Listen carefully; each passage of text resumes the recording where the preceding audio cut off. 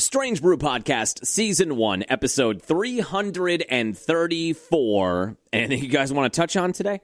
Just a little bit of sports news over the last couple of days. First of all, obviously, Packer-Bear wildcard weekend at Soldier Field tomorrow. Could be a little snow out there. Could be a little bit of wind. A nice backdrop for the oldest rivalry and just the third playoff game these two teams have ever played. We're going to play you some clips from the last time they played a playoff game at Soldier Field. I don't even think we could find them from 1941. We could talk about that too. Right after Pearl Harbor. That was the first time they ever met in the playoffs in 1941. It is meeting number 213 in the rivalry. It is meeting number 3. In terms of a playoff matchup. We're going to break it all down. Packers practiced at Lambeau yesterday, which was sort of odd, but we'll go over some of the injury stuff. Packers relatively healthy, minus the guys that are already out for the year. Relatively healthy heading into the weekend. And the Packers are holding as 1 or 1.5 point favorites heading into tomorrow night. We're going to talk all about that. Got a little Packer history. That seems to be a segment we're just doing now. Got a little bit of that we're going to get to here coming up as well. We will talk about the Bucks, but more so Giannis and the article on the New York Times and The Athletic yesterday after a loss in Golden State. The most definitive statement that we've gotten about whether or not he wants to be in Milwaukee, how he sees the remainder of his career playing out. He could not have been more clear, but I'm sure that's not going to stop Shams from tweeting something out in the next couple of weeks as we get closer to the trade deadline. We're going to break that down. We're going to talk a little Brewer baseball. Yesterday was the deadline to come to terms with arbitration-eligible players. And as is our tradition in Milwaukee, a tradition unlike any other, Mark Attanasio penny-pinching with franchise players that are arbitration-eligible. They did come to terms with everybody except your franchise catcher, William Contreras. That could be heading to an ARB hearing in the next couple of weeks if they can't come to terms on another deal.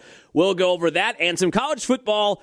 That playoff game last night was really entertaining. Miami and Ole Miss. And then we're also going to talk about the amount of money that the Badgers are pouring into the program. If this doesn't get the ship turned around next year with the softer schedule, then I think Fickell is truly done. It seems like they are really giving this a good effort in the transfer portal, bringing in a ton of big-name players. We'll go over that, and we'll make a couple of picks as well. Let's go. On the ground, a chance here. Durham to Hardy to first. In time! Yes! The Brewers win! Yes! Here comes Melvin to the 25, to the 20, Gordon 15, 10, 5, touchdown! Wisconsin! Record-breaking run! Morgan a smash up the middle, base hit to center. Here comes Gomez around third. A throw and the Brewers win! Here's the snap. He looks, he throws, and complete interception. And there is your Super Bowl dagger. Booker the drive, gets inside, leans in, knocked away and stolen by Holiday. Phoenix has to foul, and a pinnacle ball throws it down. Swinging fly ball in the right center. Broxton is there, and they're the champions. They have done it. It's been a 50-year journey. Wisconsin, we've got a room at the top of the world tonight. The Milwaukee Bucks are NBA champions. Yeah, welcome in Friday morning. Just a programming note. I know we do typically Mondays and Fridays. Next week, that will be altered a bit. We're still going to do 2 podcasts next week, but it will be on Monday and Wednesday because I've got more time off, guys. How many vacation days does this guy get? But this was on our calendar for a long, long time. My wife and I are doing 2 separate curling bonspiels, curling tournaments. And we've been curlers at the Milwaukee Curling Club in Cedarburg for the last 10 years, I think it's been. How could it be 10 years? But it's been 10 years. She's got a tournament up at my alma mater in Stevens Point. I kind of wish I was going there. But my men's league team, we are representing our club in Chicago, but not really Chicago. I think Northbrook. And we'll be down there next weekend for their men's tournament, their annual men's tournament. So I am off Thursday, Friday next week. So it'll be a Monday, Wednesday podcast next week. Hopefully getting set on Wednesday for Packers and Seahawks divisional round game. Hopefully. Cross your fingers. But just a programming note there. Don't forget, if you can, like and subscribe. I know I don't know anymore. The numbers that we get for downloads don't match the amount of ratings we get or reviews we get. I'm putting some beg into it. If you could just find it in your power. Now, there is a chance, as we talk about this more and more, I suppose there is a chance that some people out there are clicking ratings, and maybe that's just not going through on Spotify for whatever reason. That could be a thing, too. But if you could please give us a star review at some point, either right now, I'll give you a moment, or at the end of the podcast. If you could do that, that would be greatly appreciated. If you can like, rate, subscribe, all of that good stuff as we get set for Packers and Bears this weekend. Huge weekend, huge sporting weekend here in Wisconsin, as T-Pain would say. I always play that clip on T-Pain's birthday for the celebrity birthday segment. The man who coined the term Wisconsin. All right, Packers and Bears this weekend. Before we talk about that, I do want to do another Packer history clip for you. This was yesterday, January 8th, 1993 then, or 94, I think. It was the first playoff game of the Favre era. Packers and Lions at the Superdome, not at Ford Field, at the Silverdome, not the Superdome, the Silverdome, which I'm pretty sure now they've demolished. It was just an abandoned building for a long time, which is crazy. There was a documentary I saw on it on YouTube maybe 4 or 5 years ago. Maybe it is still standing. And it was a quick half an hour YouTube video about what has happened to the Silverdome. And it just sat there for a while after the Lions moved to Ford Field, and they spent all the money and poured all that money into Ford Field. And from what I've heard, it's a great stadium. But the Silverdome is what I remember watching Packer-Lions games at when I was growing up. And for a long time, it wasn't like the Houston Astrodome was the eighth wonder of the world, but that was one of the biggest domes in the U.S., and so much history is there, not just sports history. That was where WrestleMania 3, where Hogan was able to body slam Andre the Giant. There's a lot of stuff that went down at the Silverdome. And it was just kind of abandoned. I think they had some events there over the years, and then that even declined, and then they went into it with a bunch of cameras, and the roof is all destroyed, and there's all kinds of problems there. There's transients living in there now. All kinds of things are happening at the Silverdome. I'm pretty sure at some point they got the funds to just demolish it, but that is where this game takes place, at the Silverdome in Detroit. And it is the Favre scrambling around and finding a wide-open Sterling Sharp in the back of the end zone. This is literally one of my first memories of Packer football. This is my first memory of Packer playoff football. It was a Saturday game. I was at my grandma's house on Lincoln Avenue in Sheboygan. And it was one of those first times, I think we've talked about this, where something happened in a game and just naturally I started screaming, yeah. Probably more like that. But that's one of those first times I can remember where I had a visceral reaction to a Packer play in a big game. And this is a great clip, too, because the Jim Irwin, Max McGee clip. Clock at a minute 12, 2 timeouts left. You got to get it down somewhere around, I would think, Max, the 30-yard line. Just don't get unsettled here. Here's Favre back to throw. Favre looking. Now Favre running. Come on, run it. He's going to throw it to the end zone. He's open. There's Sharp. Wide open. Touchdown. Sterling Sharp. Wide open. He got away and scored the touchdown with 55 seconds left. Unbelievable. In the ball game. And what a pass by Brett Favre. They're mobbing him on the sidelines. He threw that high and wide, about 60 yards in the air, Jim, and there was Sharp wide open. And I'm sitting here saying, run it. Run the thing. I love these two. And it's the same play that happened with Clayton. You can almost smell the blackberry brandy. Yeah, Sharp, as you see on the replay here, he's just there, sitting Max. there, and when Brett gets open, he just takes off. Well, how many yards was that? 40? 40 yards. Third touchdown pass of the day. And I think they had to stop him still after that, which they did. But a defining moment in the Renaissance in the early Favre Holmgren years, not only getting to the playoffs, but winning a road playoff game. When I saw that video was making the rounds on Twitter, I thought, we got to click like on that and play a little bit of that old-fashioned Jim Irwin, Max McGee radio call of that 1993 season 94 playoff game, Packers and Lions. Okay, Packers and Bears. The last time, let's play some more history. Roll that beautiful bean footage. The last time these two teams met up, as we said off the top, this is only the third time in the rivalry's history that we have had a playoff game between these two teams, which does speak to the ebb and flow of this rivalry, where we talked about this, I think, heading into Viking week, where in my lifetime at 40 years old, it just feels like there's been more competitive games between the Vikings and Packers, because a lot more often both the Vikings and Packers have been good, and they've been winning double-digit games in a year and vying for NFC Central or NFC North division titles. That has not been the case a ton in the Packer-Bear rivalry in my lifetime. And really, when you go through, if you go to the Wikipedia page for Bears-Packers rivalry, they ask you to donate $3. Sorry. Even though, they do that fundraising campaign on Wikipedia. When I think back to all of the times, all of the term papers I wrote up in Stevens Point, where I don't think our professors even knew what Wikipedia was. But it was a beautiful time. It was a beautiful grace period where nobody had any idea whether it was legitimate or not. Oh, sounds legit. When I think of the amount of times I've used that website for information for trivia for the morning show, or just information in general, or using it as sources in term papers I wrote in college to just barely get by with a diploma by the skin of my teeth. Get my diploma, Wikipedia, and paying those parking tickets, and then I finally got my diploma. My parents paying the parking tickets. And then I finally got my diploma.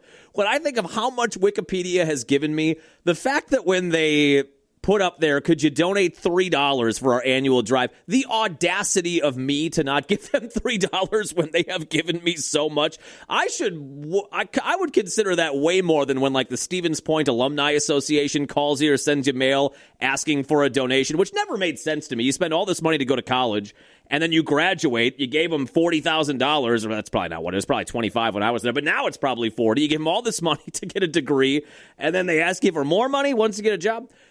I would probably be better off giving a couple of bucks to Wikipedia than I would be giving to the Alumni Association. So I always click X on that. But if you go to their Wikipedia page and you go through the history, the Bears dominated in the 40s and 50s, and for most of the 50s, and Packers in the Lombardi years dominated the 60s, early 70s. The Bears dominated 70s and 80s with Ditka, and then Favre in the early 90s, and Rodgers, and Love too. I think Love now, even with the concussion loss, I think he's 5-2.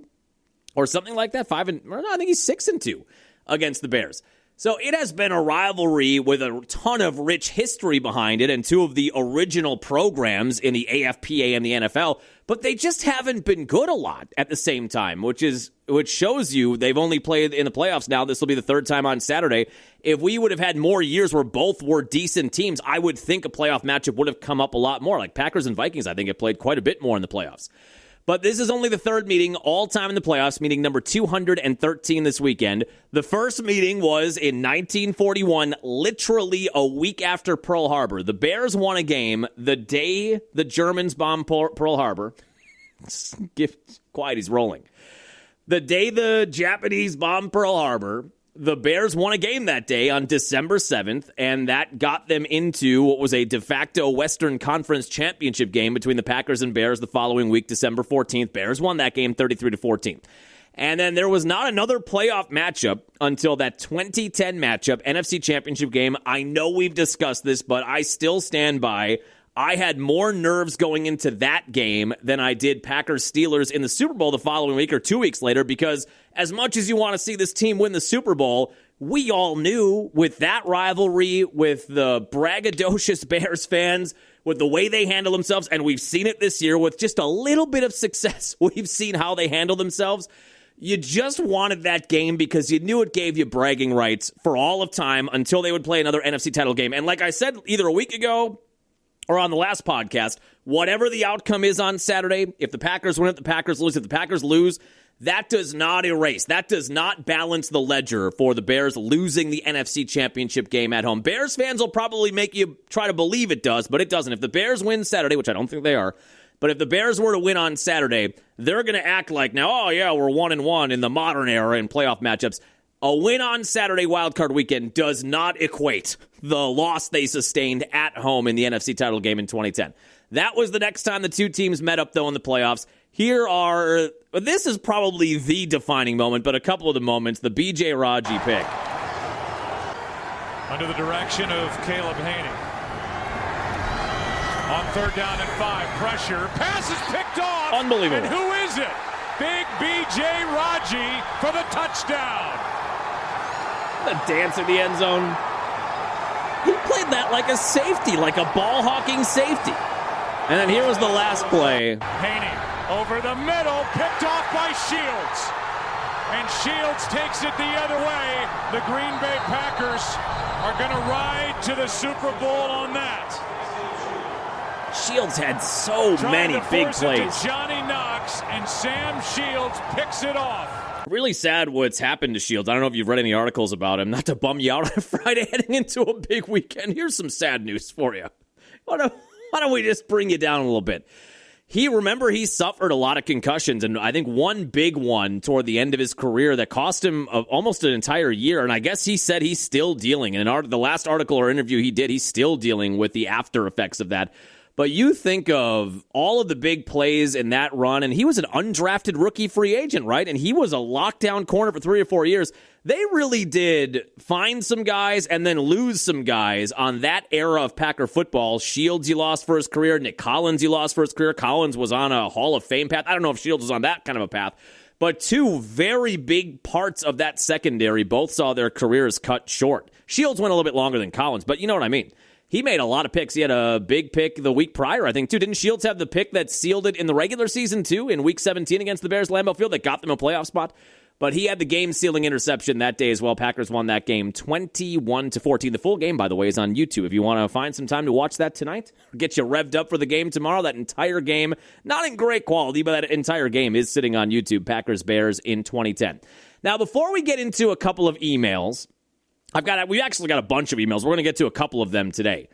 Let's just talk about the game itself. Packers played at Lambeau Field, practiced at Lambeau Field on Thursday. That's a little unusual that they would do that, but they wanted to get a better field. I guess it's a better field there than the practice field, Matt LaFleur was saying. They practiced there. Injury updates this week are actually not too bad. You already have the guys out for the year that we know are out for the year. Tucker Kraft, Elton Jenkins, Devontae Wyatt. Who's the other one? Micah Parsons. Yeah, he's on that list too. And then coming out of this week, it seems like things are going pretty well. Dontavian Wicks is still in concussion protocol. He did practice. He's at that level of protocol where he can practice, but right now he couldn't play in a game. I don't know that Dontavian Wicks, does that move the needle for you at all? If Dontavian Wicks can't go on Saturday, is that going to make things go one way or the other? Probably not. You'd like to have him for depth. It is odd how much he's just disappeared after that breakout game Thanksgiving Day in Detroit where he had, what did he have? 6 catches, 95 yards, a couple of touchdowns. And I'm talking disappeared, not just slowly went away. The next week, he had 1 catch. The week after that, I don't think he had a target, and he's been very quiet since that game. For those Dontavian Wicks stockholders, we're kind of getting down there now. I'm still holding. Diamond hands. I'm still holding. I'm going down with the ship, which is not a good philosophy to have in the stock market, by the way. Some people find that as an admirable quality as it relates to friendship, as it relates to other things in life, sports fandom, loyalty. I'm going down with the ship. Not necessarily the best theme to have as it relates to the stock market. I am still going to hold my Dontavian Wicks stock, and I was bebopping and scatting when he had that game against the Lions Thanksgiving Day and the podcast we did after that. But he has done squadoosh since then, and he may not even play. That is one to watch out for. They did have to put Bo Melton on IR. Again, does that sway you one way or the other as it relates to how this game may go on Saturday? It is a depth piece. You lose a guy who, although I don't think he's played a snap technically at the NFL level, he did in training camp, he hasn't practiced. I don't think he's played a snap of secondary in an actual game. But you have depth there, clearly. If somebody goes down, he would be a guy you could go to. Now, maybe Trayvon Diggs takes that spot. And you also lose a wide receiver, which he ultimately got more reps at wide out this year and scored a touchdown against the Bears. That was the Lambeau Field game on a bomb from Jordan Love in that game. You lose some wide receiver depth there. Maybe now they'll have to throw it to their first-round pick, Matthew Golden. You lose that depth, and then you also lose his abilities on special teams to cover and, I guess, return if you would need him to. So he does fill a variety of holes on this team, depth holes. That may be a loss. It does sound like they're going to get Nick Neiman, the linebacker, back. And he is kind of a special teams ace as well. They brought in from Houston. They're activating him to take Melton's spot. That maybe makes up for the loss on special teams. But if you have somebody go down on the secondary, Melton might have been a guy. Now he's not there. So he's on IR. And then the other one that I think is the biggest part of this week, and I'm a little concerned about it now, more so as we record this now than I was when I was recording Sportscast yesterday morning. Right tackle Zach Tom. He practiced early in the week. And Matt LaFleur on Tuesday or Wednesday sounded uber confident that Zach Tom was going to play this weekend. He's still dealing with the oblique. He's still dealing with the leg issues. But this is a guy you need out there as much as almost anybody, I would say. He is the best offensive lineman you have. And to have him in that tackle spot stabilizes the entire offensive line. And Matt LaFleur said, yeah, we feel like that he's going to be good to go by Saturday. Well, he had a DNP yesterday, and Matt LaFleur tried to calm down folks when you see that he did not practice and said, that's just a rest. That's a rest day we built in for him to recuperate.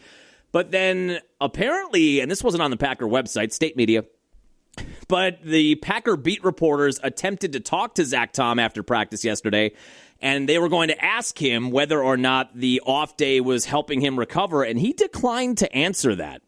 That doesn't seem great. I'm going to go with, I am choosing to believe the Matt LaFleur commentary on it earlier in the week where he was confident that Zach Tom would go. That, to me, is the biggest question mark injury-wise heading into the weekend, whether or not you're going to have Zach Tom out there. On the Bears side of things, look, they're going to have some weapons that they did not have, I don't think, in either matchup. I want to say Luther Burden played in the first matchup, not the second. Roma Odunze, I'm almost certain, did not play in either matchup, the one at Lambeau or Soldier Field. If only there were a way we could find out if he played, John. If only there were a very easily accessible box score that could tell us whether or not he played. I do not think he played in either game. And you could make a case if you're a Bear fan. You got DJ Moore. You've got some go-to guys there. But you could make a case that Roma Odunze is your best ascending wide receiver on that team. And that is going to be someone the Packers are going to have to account for. And we've been over the issues the Packers have in the secondary this year. So the Bears getting back a big wide receiving weapon is not ideal. But hey, this is what we all kind of figured even a week and a half ago. They were probably going to have these guys back for a playoff game. And it looks like they're going to have that on Saturday. Now, I've got some reasons that I am confident, and I've got some reasons to be concerned, and ultimately I feel like I land on feeling pretty good overall. The number one thing that I like going into this game is the experience factor. This Packer team has leveled up. They've got the XP, and I do think that plays a role in a game like Saturday. Now, that is not to say that a team with no playoff experience can't go out there and play really well and win a game. Take, for example, the 2023 Green Bay Packers, who had next to nothing in terms of playoff experience. They were the 7 seed, Cowboys the 2 seed. If you watch that Cowboy documentary on Netflix, old Jerry Jones had his spirit broken in that game, but they were feeling like they had a Super Bowl team, and nobody thought the Packers could win that game. I think they were double-digit underdogs that day, and they went out there, and they put it on Dallas, marched up and down the field. The pick six from Darnell Savage, Love to Wicks. I mean, they were all over him. And honestly, it looked like when they showed Jerry Jones in the booth in that doc, he looked like he was suffering from PTSD or something. He was haunted by that game. And they rolled him that day. I think eventually the starters had to come back in when LaFleur put some backups in and the Cowboys made it close, but they dominated that day. Arguably the most complete game in the LaFleur era, arguably Jordan Love's best game in a Packer jersey, and he had a lot at the end of that year. That might be his masterpiece so far in his career, especially when you factor in road game in the playoffs. So that was an inexperienced team that dominated in their first ever playoff game. So when we weigh the experience factor, it's not to say the Bears can't have a good game on Saturday. But my gut feeling is you've got a Packer team that while they're young, they have a ton of playoff experience. And they have a ton of road playoff experience. I know we all wish they would play more games at Lambeau Field. Jordan Love has not played a playoff game at Lambeau Field yet. They've been the 7 seed in each of his 3 years. They've been in the playoffs each of his 3 years. But they have been a road team as the last seed in each of those 3 years. I do find that to be beneficial, though, when we look to tomorrow. It doesn't feel like the moment's going to be too big because a lot of these guys know exactly what to expect when you get to the playoffs on the road. On the Bears side of things, they have next to no playoff experience. It is Caleb Williams' first start in the playoffs. A lot of those guys, this will be their first taste of playoff football. That Soldier Field crowd is going to be juiced up, and that team is going to be juiced up. Remember we talked about coming out of the Week 16 debacle. Remember we talked about how at the beginning of that game, it was palpable through the TV even how revved up that crowd was. It's going to be that and then some on Saturday. There are probably Bears fans tailgating right now getting set for that game. And God bless them. Packer fans are too, I'm sure. But that is going to be a revved up crowd Saturday night. And for the Bears players getting their first taste of playoff football, I just feel like there's a chance in the first quarter, maybe not for the whole game, But in the first quarter, when emotions are really running high, maybe somebody fumbles a football. Maybe Caleb Williams throws a pick. Maybe there's something smaller, like a couple of false start penalties or a holding penalty that puts them behind the sticks and ends up giving the Packers a shorter field to work with if they can force an early stop or get a 3-and-out. Those little things on those first couple of drives, because of the discrepancy in experience, I like how that tilts things in the Packer favor. And I love not only the playoff experience the Packers have, but the fact that it's all road playoff experience. And they're going to know exactly what they're getting into. They went into a raucous atmosphere in Dallas in 23-1, went into a raucous atmosphere in San Fran. Divisional round, look, they didn't win that game, but that was a close game, and the Packers, kind of like a lot of the games this year, played better for 75 or 80% of that game. It was a raucous atmosphere in Philly last year, and they lose that game, but you know what you're getting into in terms of the elevated intensity and emotions of that day, and Bears players are just not going to know that until they're in it, and I think there's a chance to capitalize on that. The second reason I feel good about this game, I do think there's a talent discrepancy between these two teams. That is not to be dismissive of the Bears' talent. They are a young, ascending team, which, unfortunately, I wish this weren't the case, but unfortunately, I feel like they are going to be a problem in the NFC and in the NFC North for a while. I believe they've got a very good young head coach. It seems to me like Caleb Williams is developing into a franchise quarterback. He's got to get that completion percentage up there and limit the mistakes, but it feels like he's taking steps in that direction. We talked about the young wide receivers. Their defense has to gel a bit. They have talent, but I just like the Packer talent better on January 9th of 2026. That might not be the case over the next few years, but right now, I still think top to bottom, even with the injuries, even with Kraft out for the year and Parsons out for the year and Jenkins and Wyatt out for the year, I still think top to bottom, this Packer roster is a more talented roster than the Bear roster. I take the skill positions. I think Christian Watson is the best receiver on the field on Saturday night. And if Josh Jacobs is as healthy as he says he is, and he was talking about that this week, saying this is as healthy as he has felt in many weeks since that knee injury against the Giants, he felt like he would have no restrictions going into Saturday, although I guess what is he going to say? But that's what he said. You said, I like those two guys as two of the top skill position players in the game, and I just like Jordan Love better than Caleb Williams right now. Again, does that change over the course of the next couple of years? It might.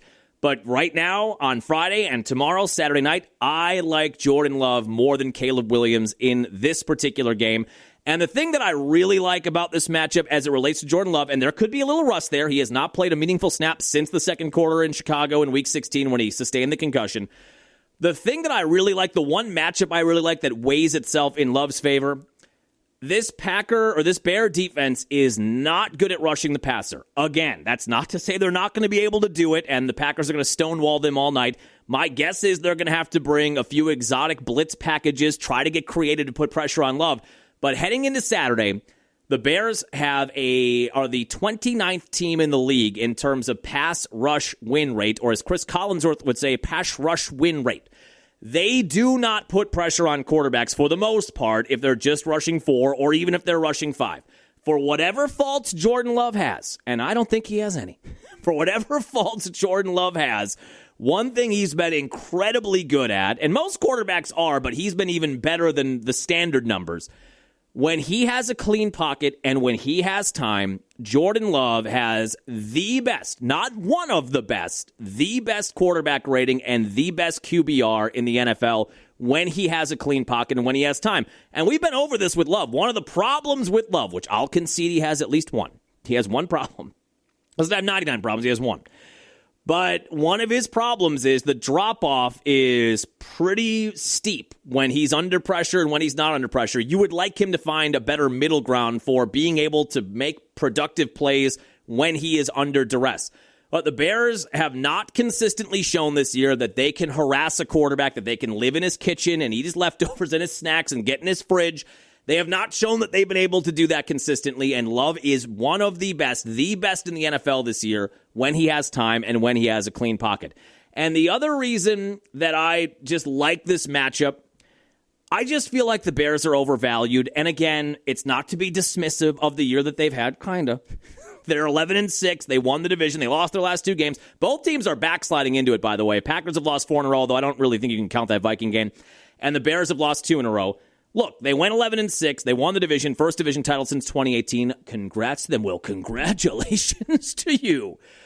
But most objective NFL fans, and I think even if a Bears fan is being objective, they recognize the amount of close games in the fourth quarter where it looked like the Bears were going to lose, where they were less than a 10% win probability. In the Packer game case, less than 1%. I think they were a 0.5% chance of winning that game when the Packers had a 10-point lead with whatever it was, 3 minutes or 2 minutes and 45 seconds left. They were able to snatch victory from the jaws of defeat a lot this year. Now, Bears fans would say, and they're not wrong, would say that is an attribute of a good team, John. An attribute of a good team is being able to win close games. And I agree with that to an extent. I do think there is a fine line between being good and being lucky in those situations, and the Bears have Johnny Cashed that line. They have walked that line pretty finely this year, and I would argue they have strayed more on the lucky side than the good side. And I go back to that Packer game and whatever. Packers lost that game. You can't take anything from them. That is a win for the Bears. It's on the ledger. It is one of those games, though, where it feels like the Packers lost it as opposed to the Bears winning it. And the Bears had a lot of that this year. And even though I do think they're a team on the rise and they're going to be a problem in the near term, they had a lot of lucky/good wins. And the more games you play, and this is just another 18th game of the year, the more games you play and you have wins like that early in the year, the more you kind of regress to the mean. And I believe Bears fans would cop to, they feel like, we got a little bit lucky this year. Maybe they're more of a 10-7 team or a 9-8 team as opposed to an 11-6 team. So those are three things I feel good about. I feel good about the Packer experience versus their experience. I like the talent top to bottom, even with the injuries, better for Green Bay. I like the Love versus Williams matchup. And I just feel like the Bears are just a tad on the inflated side of where they really, truly were this year. And the longer you play and the more big games against good teams you play, you kind of regress back. Now, here's some things I am concerned about. Number one, turnovers. This Bear defense was really good this year. Opportunistic defense, as they say. They led the league in turnovers forced. Despite the fact they don't put a lot of pressure on the quarterback, they do get turnovers. When you go back to the wild card game last year in Philly, the Packers turned the ball over 4 times, and Jordan Love had 3 picks. Do you remember that, by the way? I heard that stat on some radio show yesterday as I was driving around, and I put it in the back of my brain to bring up on the podcast. And I said to myself after I heard that, man, I don't remember him throwing 3 picks. And then I went back and looked at the footage this morning. We're not going to play that footage for you. We'll play the Lions game from 94 and the Packer-Bear game, the NFC title game, but we're not playing that game. He did throw 3 picks in that game. And then on top of that, the opening kickoff was the fumble by Keyshawn Nixon that the Eagles recovered. And that's a game where you lost 22-10 and you had 4 turnovers. And it was a 1-possession game late in that game. If you lose the turnover battle, especially if you lose it to the degree you lost it in Philly last year, you're probably going to lose the game. So you have to protect the ball. Josh Jacobs talked a lot about that when you go back to that game, Week 16 in Chicago.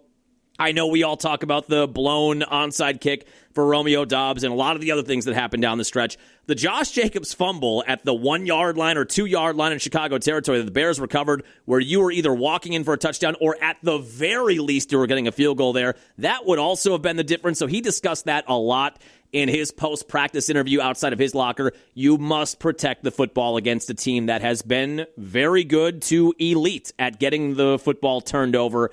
And the other thing I really worry about, and I always worry about it, and it keeps me up at night like a problem child, it keeps me up at night, the Packers special teams, or as my buddy Paul calls them, the teams. He said they don't even deserve to have special in front of their name. They are just teams from here on out until they prove they can do anything worthwhile.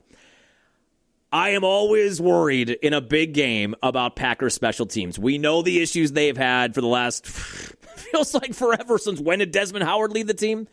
It feels like it's been a long time. It feels like it's at least been 10 to 15 years of special teams foibles.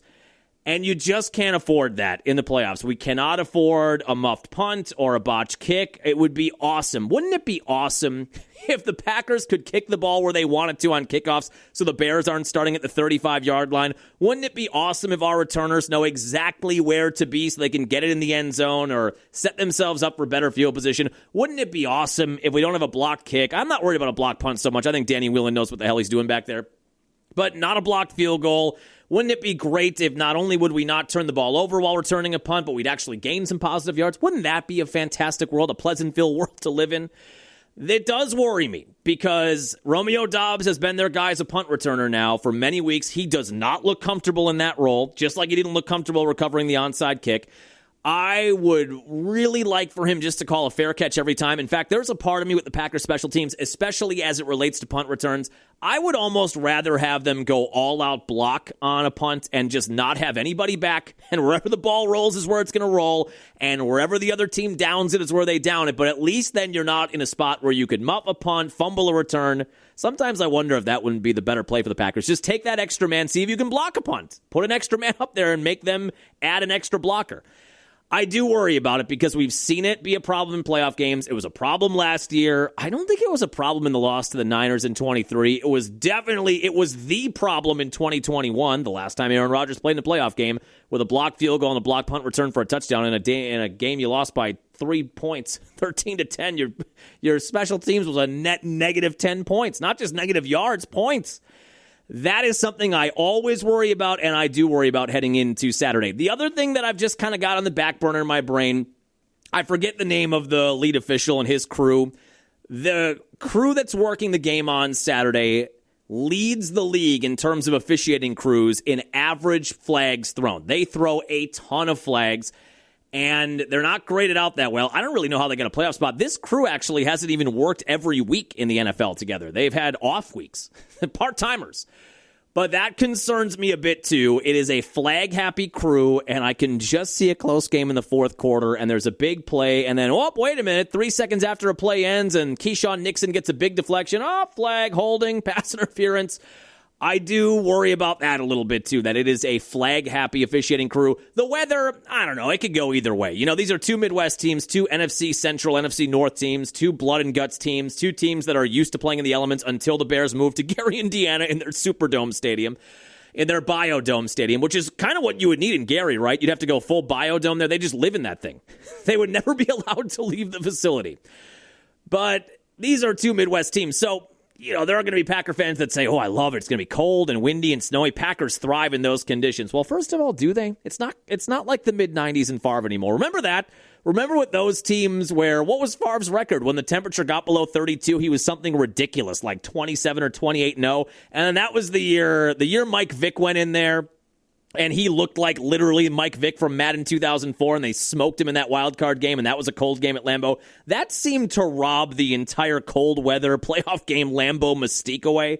But for so long, they were untouchable in cold weather games at Lambeau Field with Favre as the quarterback. So it's not like that anymore to begin with. But also, if you're going to say this is Packer weather, Bears fans would just say this is Bear weather. I mean, it's the same thing. They're outdoor stadium, cold weather, wind, rain, snow, whatever's going to be happening. I'm not sure if the snow is going to hang around the way we think it is.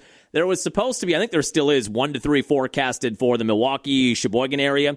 And I do believe it dips down to Chicago, but I think they're going to be a little bit warmer maybe Saturday night. So I know for Amazon Prime's purposes, they would love that. For any TV production value, you get two of the oldest rivals in the NFL. You get a Saturday night wild card weekend, get some snow falling in January. That would be, as the kids say, cinema. That would be cinema.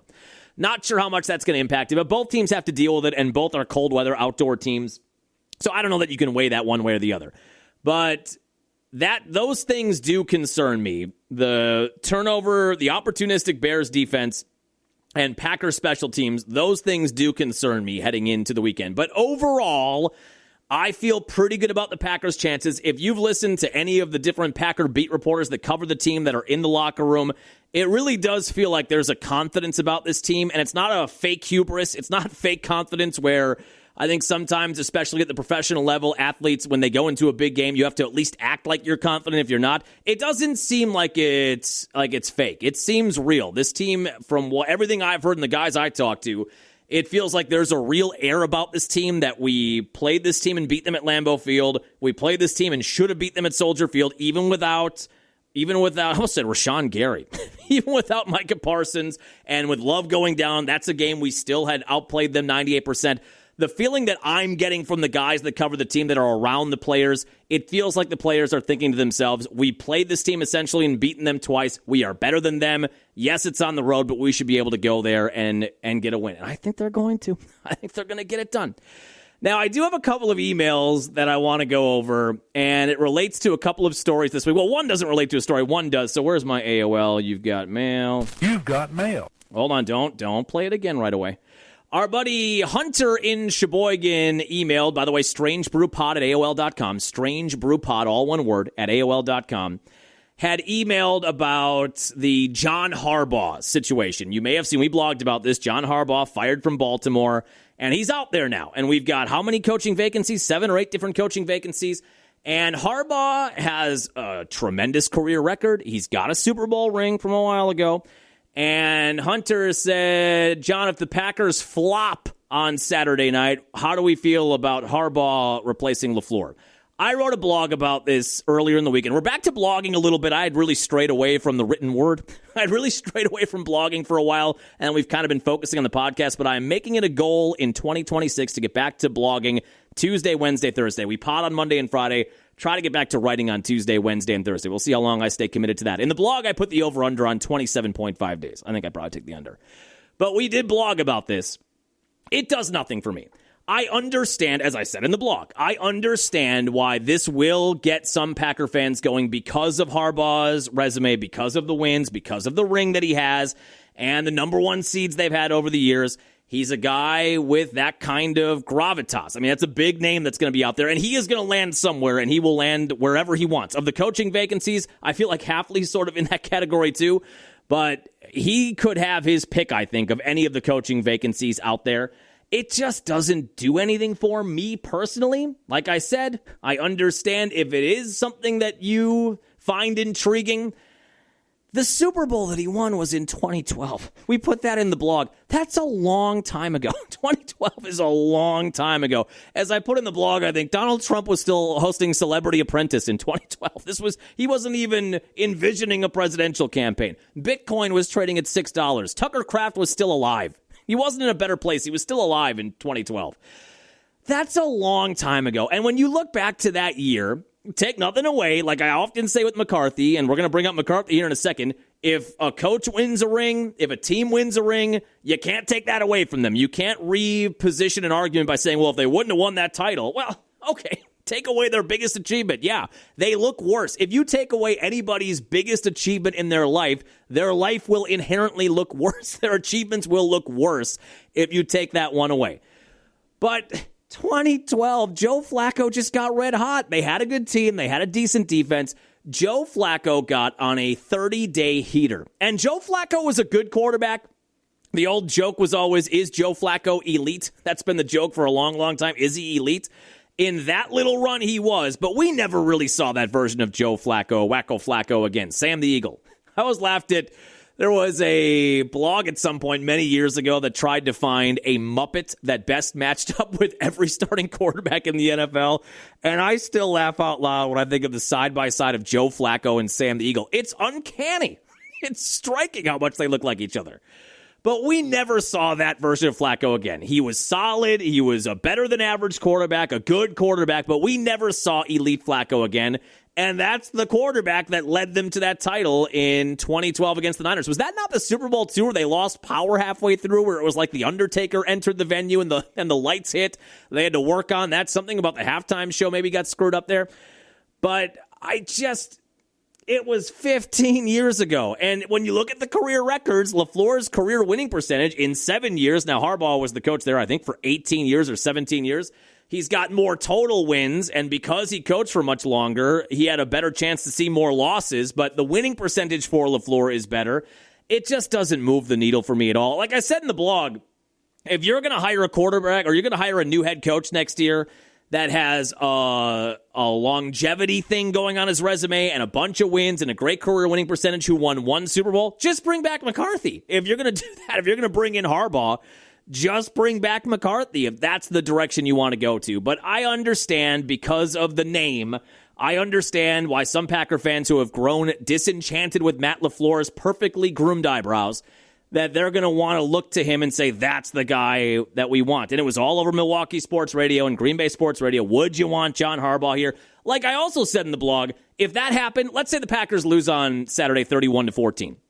And even with all of the injuries, and even though we talked about Ed Policy last podcast or 2 podcasts ago, he does not sound like a guy who is preparing to move on from either Matt LaFleur or Brian Gutekunst. But in a world where the Packers get beat soundly on Saturday, and that is what moves Ed Policy to make a move, and they do fire LaFleur and they bring in Harbaugh, am I going to be crying any tears about that? No. John Harbaugh would be fine as a Packer head coach. But for the amount of conversation that it generated, I just thought, I don't know, man. He's had an MVP quarterback, Lamar Jackson, for how many years? 6 years? 7 years? They haven't won a thing. They haven't been back to the Super Bowl since that 2012 year. And they've had the talent to do that. They've been the 1 seed in the AFC. They have not won the big games in the playoffs. A lot of the same things people say about Matt LaFleur is what you would say about John Harbaugh every year since 2012. So while I understand because of the resume and the wins and the ring that people that don't like LaFleur are going to say that's the guy we want, it just doesn't do anything for me in terms of feeling any better or worse about the Packers.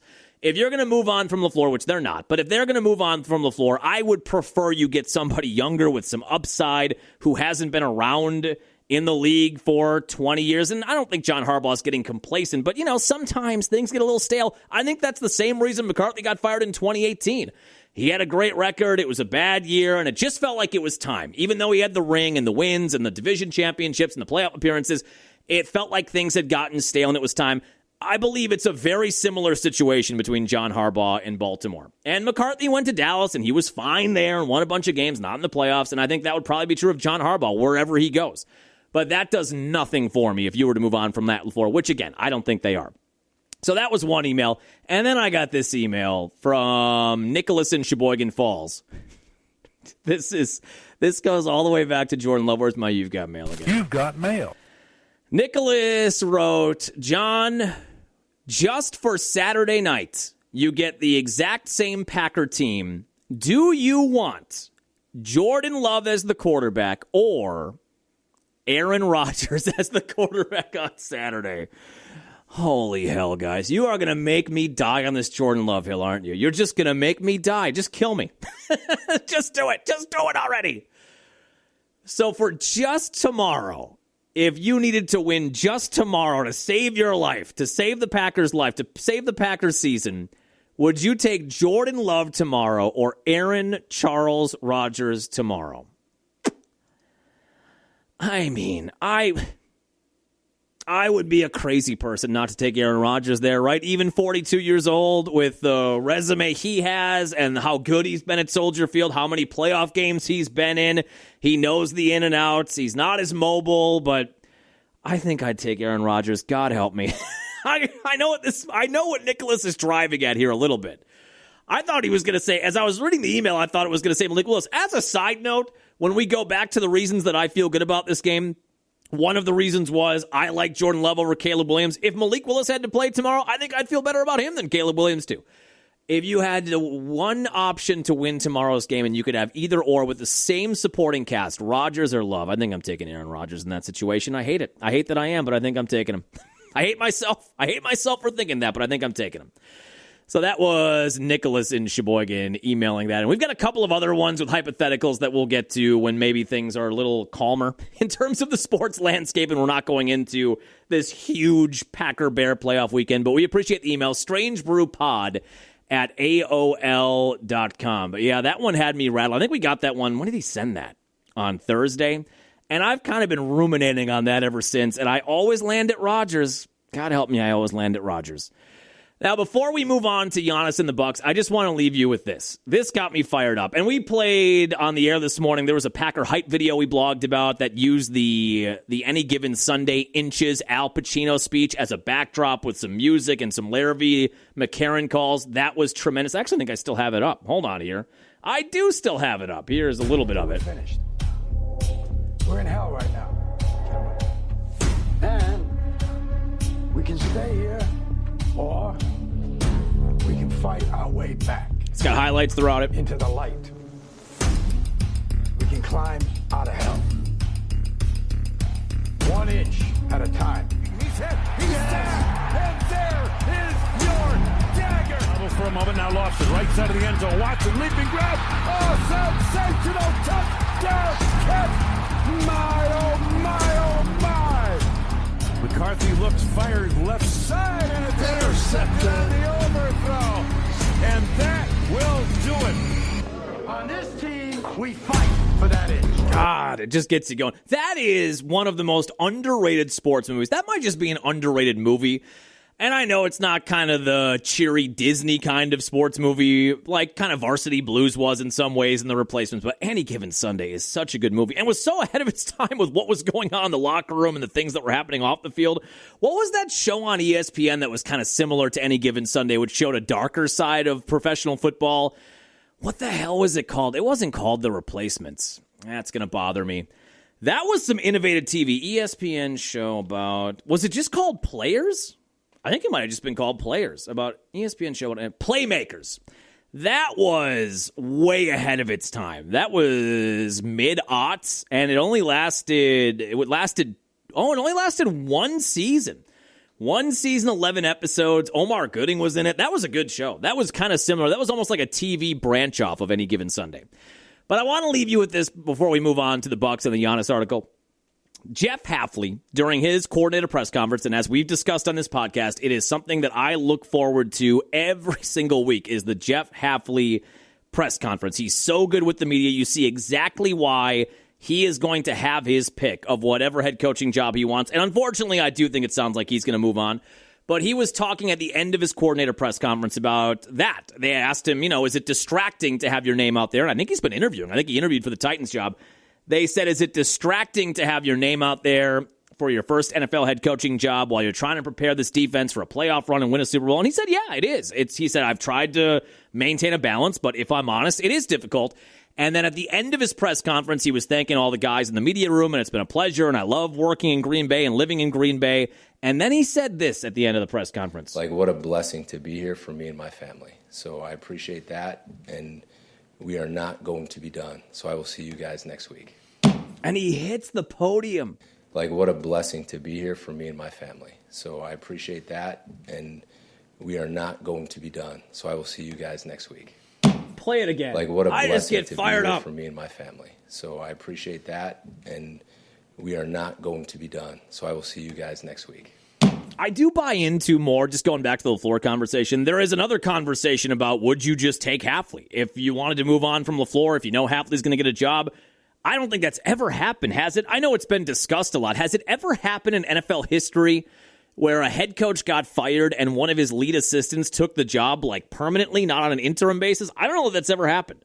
It maybe happened where at first it was interim and then that person did well and then they kept the job. But I don't know that I've ever seen that where a coach got fired and then they would move on to one of the coordinators on the team.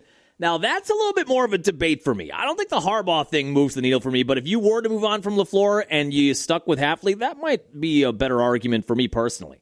I just thought, what a way to end that press conference. Just outstanding stuff from Hafley on whatever day that was, Wednesday or Thursday.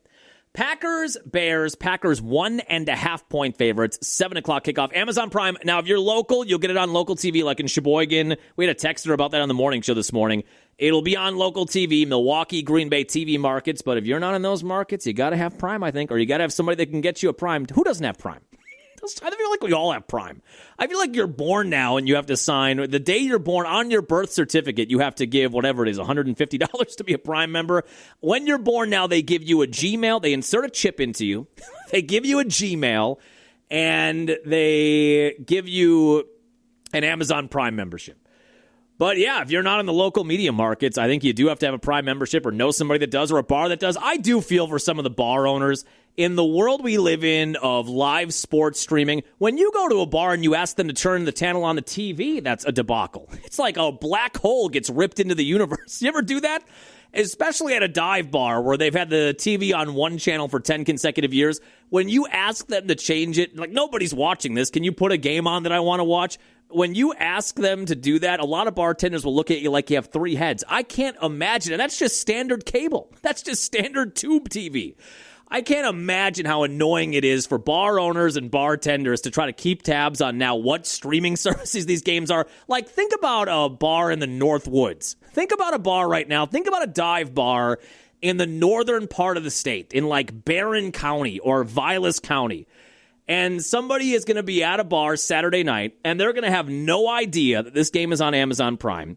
And the people are going to start showing up in their Packer gear and their cheese heads, and they're getting ready to watch the game and suck down their Miller Lights, and they're going to ask you to turn the game on, and you're not going to be able to find it, and then you're going to have to Google it, and they're going to say Amazon Prime, and then you're going to say, what does that mean? Do I have to download the... Okay, let's download the app. Oh, the TV can't do that. It is a mess. But if you are in a local TV market, you should be covered.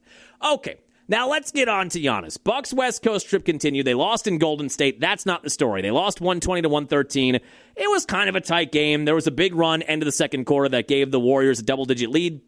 I think they led by 18 in the fourth quarter. Bucks made a run in the fourth quarter, got it to within 7 a few times, ended up losing by 7. They're 1-1 on the trip. They're 16-21 overall. They're in LA tonight taking on the Lakers. That's not the story. The story is after the game on Wednesday and the loss to Golden State, Sam Amick, I think is his name, that works for The Athletic. So you see those posted on their website, but also I think the New York Times and a couple of other bigger periodicals, a couple of other actual papers. He did, I guess he said, an 11-minute interview with Giannis walking from the locker room to the team bus. And they chatted about his future. Now we know, and we've been over and over and over, the Shams Charania, the absolute rat fraud that has been tweeting about Giannis since draft night in the NBA or since draft lottery night in June. And he's been tweeting and tweeting and tweeting that per his sources, Giannis wants out. And per his sources, Giannis wants to go to New York. And per his sources, frustration is bubbling over. And the team's not good. And he has 1 year left on his deal. And he's going to want out at the end of the year. He's going to want out at the trade deadline. And all of the ESPN talking heads have been going over this and over this and over this. Anytime they need to fill airtime on First Take, they come up with some kind of manufactured Giannis rumor. And the last time we talked about this on the podcast, I think we discussed some commentary that Giannis had where he said, it doesn't matter what I say. Because remember, somebody said, didn't we have an emailer? Maybe I can go back in the email archives here. I'm not going to try to do that and talk. That's not going to work. Didn't we have an email at some point that said, I understand why you like Giannis, but he could end all of this speculation with one 10-second video on TikTok or one 10-second Instagram video where he says, I'm in Milwaukee for the rest of my life. I don't want to go anywhere. And that would end it. I believe as a part of that conversation, I said, and Giannis has said, I could say that, but that's not going to stop them in 2 months from saying something else has happened. Something has changed. His mind has changed, whatever. And we discussed that. Well, Giannis did in that interview with Sam Amick exactly what that emailer wanted him to do. It wasn't a TikTok live or an Instagram live. It wasn't in video format. It was in written word format. But this was the most definitive statement that Giannis had about his future, where he wants to be, whether or not he wants to be in Milwaukee. And I quote from the article, quote, there will never be a moment that I come out and say, I want a trade. I am not going anywhere. I plan to be here for the rest of my career. I am committed not 100%, but 1,000,000% to the Bucks. Does that feel like a pretty cut and dry statement? I feel like I want to sit down with Shams and read that to him like he's a 5-year-old, like you read really slowly. Now watch my finger under the words, Shams. Now just follow along here. I plan to be here for the rest of my career. I am committed not 100%, but 1,000,000%. Do we understand what that means, Shams? Now, I'm going to play you a movie clip that has a lot of vulgarity in it, so buckle up. Earmuffs, everybody. Swear jar time. When I read that, it instantly made me think of the DiCaprio scene in The Wolf of Wall Street where he is supposed to quit the company, he is supposed to leave the company, and in a moment where he's giving a farewell address, he decides, I'm not leaving. You know what? This is Giannis right here. I'm not leaving. I'm not leaving. I'm not fucking leaving! That's us!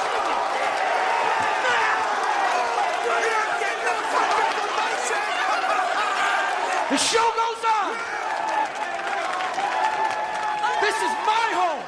They're gonna need a fucking wrecking ball to take me out of here. Yeah. They're gonna need to send in the National Guard, a fucking SWAT team, because I ain't going nowhere. I love it. I don't know how much clearer he could be. And at some point, because the deadline isn't until, was it mid-February, so we're 5 weeks away or 6 weeks away from the trade deadline, you just know that rat is going to get on ESPN and talk about how somebody's attitude has changed, and even though he said this is what's happening behind the scenes, and blah, blah, blah, blah, blah. That is the most precise or concise statement that we've had on how he actually feels. There was no ambiguity there, and I do think this changes the game a little bit now for Jon Horst. I would assume, hopefully, that Horst and the higher-ups all knew this, and this isn't the first they're hearing about it, but from a fan perspective, let's assume that Jon Horst did not know about that. Remember, we've talked about what do you do? Because you're not going to trade him at the deadline. That was never going to happen. It's just too quick of a move for that big of a player, a future Hall of Fame player, trying to trade him at the last minute as a clock is ticking on a trade deadline in February. That was never going to happen. I didn't think it was out of the realm of possibility, especially with how the team has played this year, that at the end of the year, with 1 year left on his deal, that he would say, I don't think this team has it. We've tried a million different iterations now, and God bless you for making the trades and Dame and stretching his contract and bringing in Miles Turner. And we've tried a lot of different stuff, and this is just not going to work. We have no picks. We have no money. And I don't see how we compete for a title in the near term, and I want to leave. I thought that was a possibility at the end of this year. And then you have to wonder if that is a real possibility. If they feel that's a real possibility, what do you do at the deadline? Do the Bucks have any moves? Can you trade any draft capital, whether it's in 5 years or 10 years? Can you trade any 20, 50 second-round picks? They'll just regenerate in that time anyway. But if they were feeling like maybe it was going to be a situation where Giannis wanted out at the end of this year with 1 year left on his deal because he just doesn't feel like he can win here anymore, what kind of ammunition did you have to do anything big at the deadline? Well, now that he's said that, and it seems like he's going to ride it out this year, and he can sign a contract extension in October before next year, a $275 million contract extension, by the way. He can now sign that, and it feels like he's probably going to if you take him at his word, which why wouldn't we? He has been nothing but loyal and honest the entire time he's been here for 14 years. I don't know why you would choose to disbelieve him now. My feeling is, based on those comments, he is going to sign that $275 million, whatever it is, 4-year contract extension. But now this gives you a little room to breathe if you're Jon Horst, because you don't have to make a million different moves and empty the chamber because you feel like he might want out at the end of the year. If he is now committed for not only this year, but next year and several years beyond, maybe you don't want to trade that 2031 first-round pick, which is the next time they have a first-round pick that they control. They do have a first-round pick this year. They don't control it, but they do have a pick in the first round this year. The next one that they control free and clear is 2031, and that's what a lot of Bucks fans have been talking about in relation to, can you get anybody for that pick? Can you package that pick with Bobby Portis, or can you package it with Kevin Porter, even though he's playing well, and get something big in return? Now, if you're Jon Horst and you've got this clarity on the Giannis situation, you can kind of go, okay, if we don't make the playoffs this year, he's not going to pull the ripcord. If we stumble into the playoffs and we're out in the first round in a 1-8 matchup, or we're out in the play-in tournament, that doesn't mean that he is going to hit the eject button here. It does change the approach, I would think. I still believe they will be as aggressive as they can be because, as we've been over with Giannis, every year with Giannis is a precious gift. Every year with a top 30, top 25 all-time player is manna from the heavens, and you want to maximize your potential of every year that he's here. So I do think they'll explore avenues, but now, if this is all true, and why wouldn't it be, now you don't have to do everything to try to do some major big swing at the deadline to get things spun back in the right direction. As frustrating as it would be for this to be a 35 or 40 win team and for them to be out early in the playoffs, it does feel like now with that announcement, with that article, that doesn't mean he's going to say, I need to get out of here, and that maybe changes what you do in the next 6-ish weeks here for the Bucks. But that was big news on Wednesday night, and that's the first time we've really gotten something as clear and concise as that statement from Giannis in that article. It's a worthwhile article to read all the way through, but that was the gist of it. I'm here. This is where I want to retire. Now, he does say, I'm an employee. Maybe they would want to move on from me at some point. And he said that a lot. But the gist of it is, or the good news, the good part of it is, he wants to be here for the rest of his career. He's committed to the franchise, and he's never going to ask for a trade. Maybe somebody else would ask for him. He's never going to. That's what Shams is going to do. I'm already preparing myself for the way that Shams is going to twist those words and find the little creases in them where he can get in and make up some rumor that has even 1% of validity to it. But that was big news in the New York Times on The Athletic yesterday. Yeah, Bucks in L.A. tonight. They take on the Lakers, and I'm pretty sure they're fully healthy. Luka's healthy. LeBron's back. 9:30 tip time. I don't know that I have a ton of hope for a win tonight, but no Nikola Jokic for Denver on Sunday. Maybe you can win that one and get a 2-2 4-game West Coast trip. That's not too bad. They have a difficult schedule. The easiest part of the schedule they just got through. They went 5-2 in those 7 games. They've got a few more softer parts, but that was the easiest part of the schedule right now. And this is a difficult part of the schedule where you've got LA tonight, you've got Denver on Sunday. They come home with the Timberwolves, another really good team. There aren't a whole lot more. Now, they've lost 2 games to the Wizards, but there aren't a lot of games like that are on the horizon against the Hornets and Wizards and Nets and teams like that. But they're in LA tonight, 9:30 tip time. What else do we want to go over before we make a few picks here? Oh, yeah, Brewers arbitration. Not a lot to go over here, but this is just Mark Attanasio at his finest. I swear to God he gets off on stuff like this. And I don't know why that is. I don't know what the average person equivalent would be. Maybe a BOGO beer or something like that. Just a little something an average person can get to save them a little bit of money. Maybe you go to a bar and you go there a lot. My wife and I do this. We go to about the same restaurant every Sunday, and they know us there, so they'll comp you things. They'll comp you a couple of drinks because you're always there and you tip well and things like that. Maybe that would be the equivalent. Mark Attanasio, when it gets to arbitration time, just seems to foam at the mouth at lowballing some of the best players on the team. We do this every year now. Remember, they went to the ARB hearing with Corbin Burns. I mean, this happens almost every year with at least one player. Yesterday was the deadline to get a deal done with arbitration-eligible players. And they did find a deal for Bryce Terang and Trevor McGill and Angel Zerpa, who they picked up in the trade for. Who did they trade away for that? I forget now. Isaac Collins. So they had 6 or 7 guys that are in that range, and they came to terms with every one of them except your franchise catcher, William Contreras. Reports are that William Contreras filed for $9.8 million for next year, and the Brewers offered him $8.5. And then they have a chance to meet a middle ground there, and if they can't do that, which they weren't able to by the deadline yesterday, if they can't do that, then there's the potential they could go to an arbitration hearing, and then that's like what happened with Corbin, where the Brewers present their case, which essentially means they have to take shots at William Contreras and talk about his shortcomings, or maybe when he came up a little bit lame in the playoffs or whatever. That's what they have to do to say, we're only going to pay him this, and Contreras is going to say all the good things, and his agent will say, here's all the good things he did during his time in Milwaukee the last few years, and last year specifically. That's how ARB hearings go. It leaves a lot of bitter feelings, and why wouldn't it? Because the team you play for, the people that traded for you or sign your paycheck every week are saying bad things about you. How could that not lead to feelings of animosity?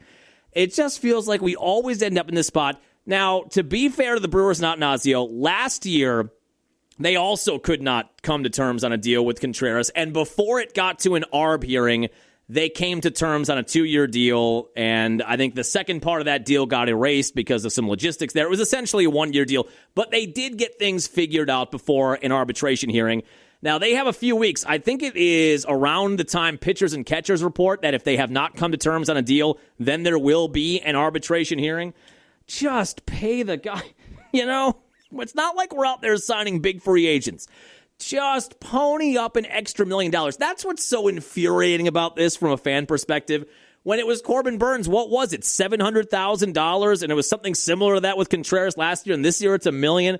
That is peanuts for a billionaire like Mark Attanasio, and it is peanuts at the professional sports level. But there must be something about Mark Attanasio. He just is looking for a deal. He's a couponer. He might just be a couponer at heart.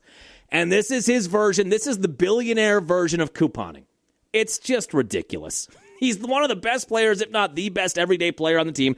Yes, he was a little less last year than he had been his prior 2 years. I think he hit 260, came out at the end of the year, 18 home runs, and maybe a little short of where he had been. But my God, man, just pay him. I'm sure if you offered him an extra $600K right now to meet in the middle, they'd probably take it and we'd be done with this. But instead, now we run the risk of damaging the reputation with a guy that we hope is going to be here for a long time. Maybe they don't hope that. Maybe this is one of those situations where after the next year or the next 2 years, Contreras will be gone. And I know they love Caro, the young catcher at AAA. They really like him. Maybe that's a part of it, but I just don't understand why we nickel and dime guys like this. Not only is it frustrating for fans and players, it's just a bad look organizationally for a team that wins all these games, is in the playoffs, and then you do this kind of crap in the offseason every goddamn year. I don't get it. All right, let's talk real quick about college football playoffs. You know, let's roll that into the picks. Here comes the money. Here we go. Money talk. Here comes the money. Never tell me the odds. If someone gives you 10,000 to 1 on anything, you take it. See, that's a cool G, Daddy-O. Now you gotta let it ride. Now, by the way, I did do the futures math. Let me scroll up here. So we ended our year 31, 30, and 3 in terms of week-to-week picks. So right at 500. And then when we factor in all the futures, Steelers over, Steelers playoffs, Steelers division, Broncos over, Broncos playoffs, Broncos division, Rams over, Caleb passing yards, Dak passing yards. Those were our wins. We lost on Jordan Love passing yards, Matthew Golden receiving yards. Just a bit, lost that one. We lost the Niners division bet, the Bills division bet, Texans division bet, and I had the Raiders over 7 wins. Woof. That was a miss. That was a big-time miss. They have the number 1 pick, don't they? I had them over 7.5 wins. Yikes. Come on, August John. So when you add all of that up with the futures, we end the year, or we are at right now, 41, 36, and 3. 5 units up. So if your unit is $100, you'd be $500 up over the course of the year. We still have 2 outstanding tickets. We have Mike Vrabel to win Coach of the Year at 7-1, and I have Ben Johnson to win Coach of the Year at 6-1. I feel like one of those is going to hit. Vrabel is now the betting favorite. I do worry about Liam Cohen, head coach in Jacksonville, and a 13-win Jaguar division-winning team. And I do worry about Mike McDonald in Seattle, but I do think it is going to end up being Vrabel. So if that hits at 7-1, you take the 1 unit loss on the coach that doesn't get it, because obviously Ben Johnson and Mike Vrabel aren't both going to win Coach of the Year. What if they shared it? Would I get both then? So you got to take 1 off of it, but it would be a 5-1 hit then. So that would put us at 46, 36, and 3 if and when that hits. But we will not know that until awards weekend, which I think is right before the Super Bowl. Now, I've got a couple of picks for you. We are going to start with, I've got 3. We'll start with the college football. Last night's game was very entertaining. I had nothing on it, Miami and Ole Miss. The subplot of Ole Miss and Lane Kiffin leaving them at the end of the year and then them coming within 2 minutes of making the national title game was entertaining.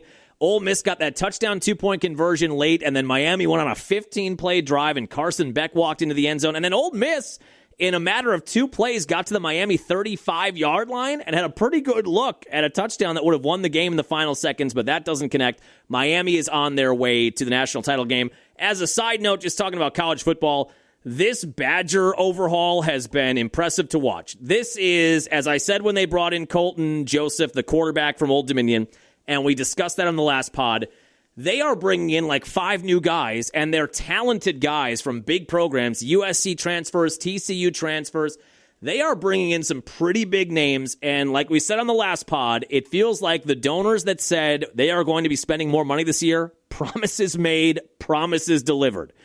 Because they are spending a boatload of money right now. This is as excited as I've been since the first couple of weeks of the Fickle era 3 years ago.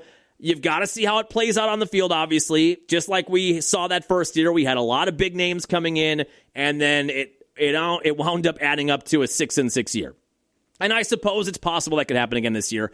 But it feels like there is a very concerted effort right now to pour a lot of money and bring in a lot of talent.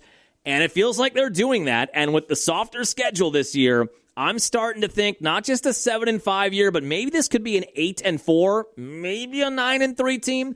It all depends on the quarterback, whether or not he acclimates to the Big Ten and a Power 5 conference. Whether or not he can stay healthy is clearly a huge part of the conversation.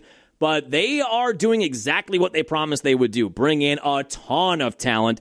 And it is as excited as I've been since the early weeks, the first couple of weeks of the Fickle era in, 2023 then? Good Lord.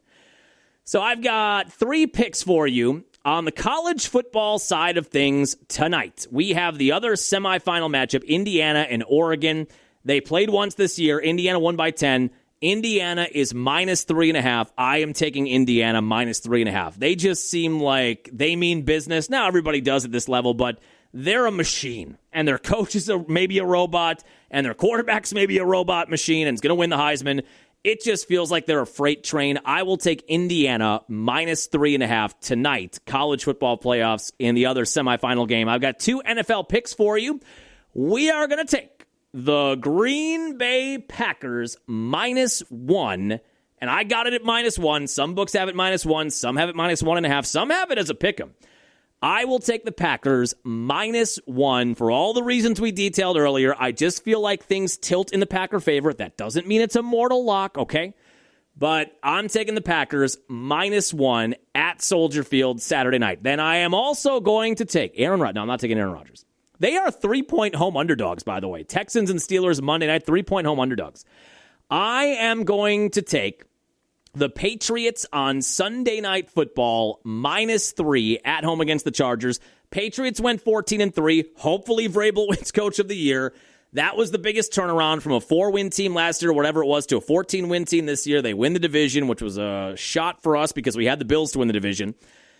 And the knock on the Patriots heading into the playoffs is they haven't played anybody. They played the Bills twice, and that's it. They had the softest schedule in the NFL, and that is true.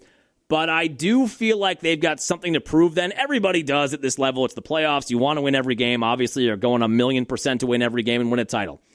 But they've heard it, I'm sure. And Vrabel, I'm sure, is going to pound that home heading into the game on Sunday night, that nobody believes in you and all anybody can talk about is the soft schedule you played and the record is a product of that soft schedule. He's going to hammer that into their brain.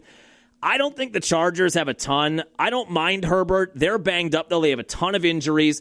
It just feels like the Patriots are going to come out guns blazing. I think they're going to win that game by 10+. I will take the Patriots minus 3 at home against the Chargers. So Patriots minus 3, Packers minus 1, and I will take Indiana. 3 favorites. I'll take Indiana minus 3.5 in the college football playoffs tonight. It is interesting. There are so many road favorites wild card weekend. The Packers are road favorites. The Rams, understandably, are road favorites in Carolina. Buffalo's a road favorite in Jacksonville. Oh, I got one more email I want to get to. The Eagles are home favorites, Patriots are home favorites, and the Texans are road favorites. More than half of the games, the visiting team is a home favorite. I have one more email I want to get to. It is from our buddy Jason. He said, John, if you had to pick one other team other than the Packers to win the Super Bowl this year, who would you want to see win it? I think you probably know the 2 teams I'm thinking of. I land on the Buffalo Bills. I love that fan base. I love Bills Mafia. I love that Josh Allen won us a huge ticket last year on winning the MVP. That fan base has been through so much. When you think of the 4 Super Bowl losses in the mid-'90s, all the close losses to Mahomes and the Chiefs, the last-second losses. Now the boogeyman Mahomes isn't even in the playoffs this year. For that fan base, I want to see them win the title. That is my answer. Not-so-distant number 2 would be Aaron Rodgers. If the Packers can't win it, I wouldn't mind seeing the Steelers win it. I don't think they have any chance to win it. I believe that if this is it for Rodgers, just the fact that they won the division, they get a home playoff game, that's enough. I don't think they have the horses to probably even win on Monday. Maybe you win Monday, but they're not going to go any further than that. That would be number 2, but I would pick for one team, if the Packers can't win it, of the playoff field that's out there right now, I would want to see the Bills win their first ever title and bring that home to Bills Mafia. I can't even begin to imagine. There wouldn't be a table safe. There would not be a breakaway table in the greater Buffalo area that would be safe if they were celebrating a world championship, a Super Bowl championship in a month. I can't imagine what that parade would look like. There'd be fire, there'd be ketchup, broken tables, broken bodies, broken bones everywhere. Just a happy nightmare, I guess. I would call it for Buffalo. All right, that'll do it for us here on your Friday morning. Longer pod today. A lot of emails today. We'll get back after it Monday. As I said, Monday, Wednesday next week. I'm off Thursday, Friday. Hopefully coming back on a Victory Monday. I will leave you with this Clay Matthews clip from the draft this year. So, let me tell you what it reads here, all right? It says, my fellow Americans, the Bears still suck! Yeah! I will leave you with that. Have a happy, safe weekend. Hopefully chatting with you on a Victory Monday. We'll chat with you then.